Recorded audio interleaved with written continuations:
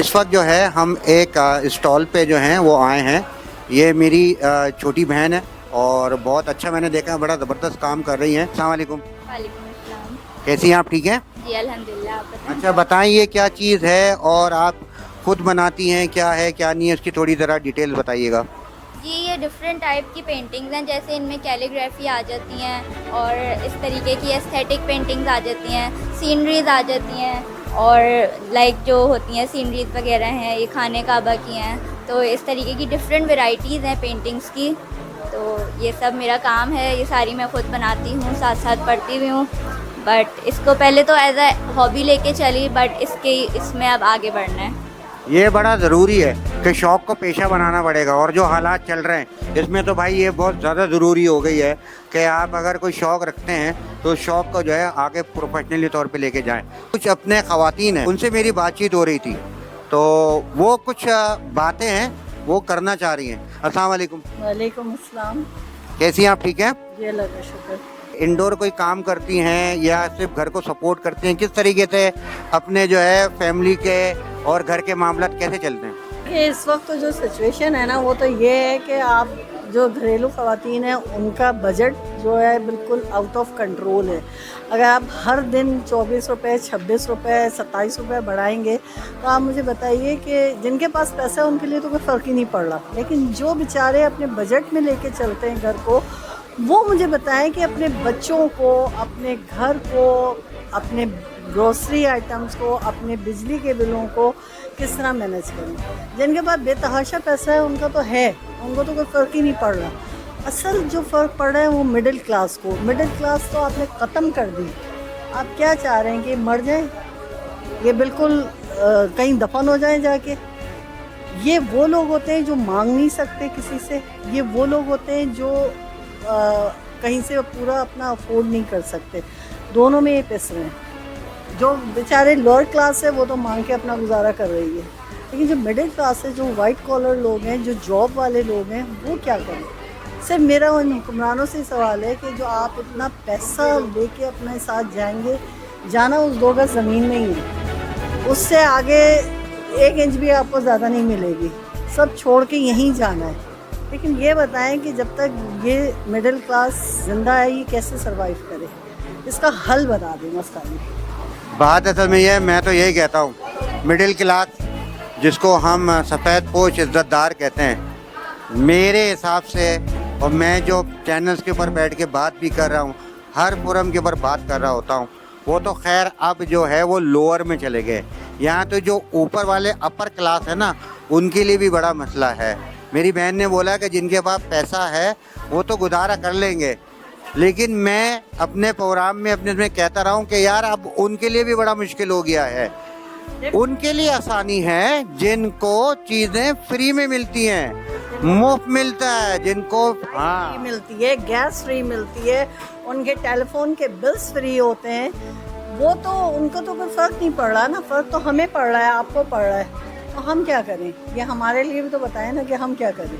नहीं, अब मजबूर कर दिया लोगों को कि हराम की तरफ चले जाओ। अल्लाह माफ़ करे। अब लोगों को मजबूर हो गए हैं कि हराम कमाना शुरू कर दें, या तो फिर बच्चों को मार दें, खुदकुशी, वो भी हराम मौत ही है। हराम मौत मर जाए या हराम कमा लें, जिंदगी का हराम मौत भी है, हराम जिंदगी भी। दोनों सूरतों में हराम चीज़ें हैं उनके लिए कोई दूसरा ऑप्शन नहीं। लेकिन अल्लाह की लाठी बे आवाज़ है। अल्लाह ताला सिर्फ वक्त दे रहा है, उनको मोहलत दे रहा है, खुदा करे कि संभल जाएं। लेकिन अगर नहीं होगा तो डेफिनेटली ऐसा कुछ होगा जो जिसमें सब, ये नहीं कि सिर्फ अमीर या गरीब पिसेंगे, उसमें पूरा पलटा होगा। और फिर शायद इंशाअल्लाह ताला अल्लाह ताला कोई ऐसा इनकलाब आएगा ज़रूर आएगा, और जब फिर शायद सही हो जाए पाकिस्तान। लेकिन ये पाकिस्तान इसलिए नहीं बना था। पाकिस्तान जो इतने हज़ारों, मेरा ख्याल है दुनिया की पहली हिजरत थी जिसमें इतने लोगों की जानें, इज़्ज़तें, माल, सब कुछ जो इनका ये जो करके पाकिस्तान हासिल किया था, कुर्बानियाँ, और मैंने और आपने, मेरे आपके ख़ानदानों ने दी है। पाकिस्तान बनने के लिए कुर्बानी दी, उसको चलाने के लिए कुर्बानी दी, आज भी दे रहे हैं और आगे जाके भी कुर्बानी हम देंगे। उसके बचाने के लिए ये भी हम कुर्बानी दे लेकिन रहे बात यह है कि अल्लाह पाक तो ऊपर मौजूद है, यहाँ कोई नीचे आएंगे फरिश्तों के रूप में, इंसान आएंगे ना, फरिश्ते नहीं आएंगे, फरिश्तों के रूप में इंसान आएंगे। तो वो कौन होगा पता है? वो हम लोग ही होंगे। अब हमें निकलना पड़ेगा, अब हमें अपनी चीज़ों के ऊपर जो है वो खुद आवाज़ उठानी पड़ेगी, क्योंकि आपका यहाँ पे कोई भी नहीं है, जो हैं वो सिर्फ अपने चक्रों में लगे हुए हैं। तो हमें अपने चक्रों से निकल के अब वो सारे सब चक्रों में जाना पड़ेगा। मेरी बहन कुछ कहना चाह रही है। मैं ये कह रही हूँ कि नहीं, मसला ये है कि हम ही नहीं उठ रहे, आवाम हम नहीं उठ रहे। हम चाहते हैं कि हम ठंडे ठंडे बैठे रहे, एसी में बैठे ना, इनकलाब आ जाए, हम ऐसा नहीं पंखों के होगा। नीचे। ये ऐसा नहीं होगा। हम ऐसा जब नहीं। तक घरों से नहीं निकलेंगे, हम घर से बाहर नहीं निकलेंगे, हम एहतजाज नहीं करेंगे कि ऐसे। ये हमारे साथ गलत हो रहा है, तो किसी पे असर नहीं होगा। और दूसरी चीज़ ये, कोई लीडर वीडर नहीं आएगा, इतना बता दूं मैं आपको। कोई लीडर नहीं है, खुद इट सेल्फ लीडर बनो। एक लीडर होगा ना, 24 करोड़ आवाम खुद लीडर हो जाए, फिर आप देखें इंशाल्लाह ताला पाकिस्तान में नहीं पूरी दुनिया में भी इनकलाब आ जाएगा। मेरे साथ मौजूद हैं मेरे बहुत अच्छे दोस्त हैं और एक बड़ी ज़बरदस्त अपने शख्सियत हैं, सलमान फूड के कंट्री हेड सरफराज खान साहब। अस्सलाम वालेकुम सर। वालेकुम अस्सलाम। कैसे हैं आप फैसल भाई? खैरियत से हैं? ठीक ठाक हैं? अल्हम्दुलिल्लाह, अल्लाह का शुक्र। सरफराज भाई से बहुत सारे प्रोग्रामों के ऊपर मुलाकात होती है और मैं ये देखता हूँ कि जहाँ कहीं पे भी कहीं किसी को सपोर्ट की ज़रूरत होती है, उसको प्रमोट अपने करने की ज़रूरत होती है, सरफराज भाई एज ए सोशल वर्कर, इससे ये पता चलता है कि जो है अंदर सरफराज भाई के कौन छुपा हुआ है।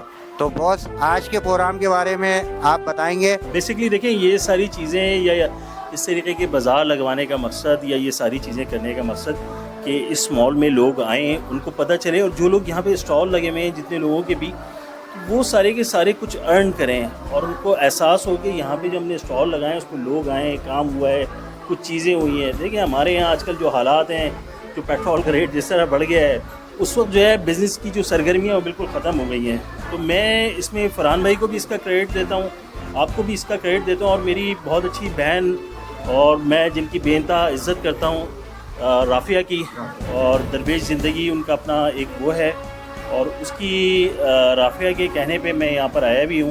उन्होंने मुझे बुलवाया तो मैं अपनी वाइफ के साथ यहाँ पर आया और मैंने इस प्रोग्राम में शिरकत की। बड़ा मज़ा भी आया मुझे। यहाँ पे डिफरेंट स्टॉल लगे हुए, खाउसा का बड़ा ज़बरदस्त स्टॉल लगा हुआ है यहाँ पे। हम कराची मीडिया, कराची की पहचान।